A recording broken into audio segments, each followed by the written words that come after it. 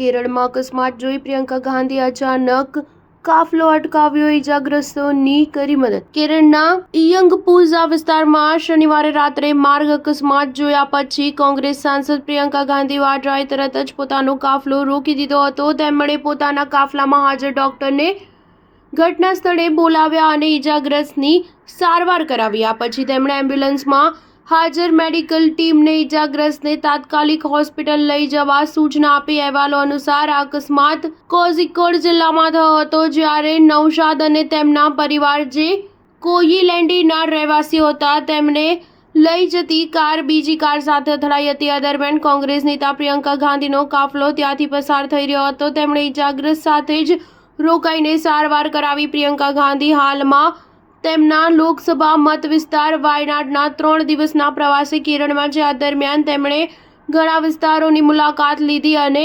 સ્થાનિક લોકોને મળ્યા। કોંગ્રેસ દ્વારા સોશિયલ મીડિયા પર શેર કરાયેલા એક વિડીયોમાં પ્રિયંકા ગાંધી ઇજાગ્રસ્ત લોકો સાથે વાત કરતા અને તેમને સાંત્વના આપતા જોવા મળ્યા। તેમણે સ્થળ પર હાજર લોકો પાસેથી પણ માહિતી લીધી અને ડોક્ટરોને સંપૂર્ણ સહાય પૂરી પાડવા જણાવ્યું। સ્ટાર ન્યૂઝ 7 હંમેશા સચ્ચાઈની સાથે।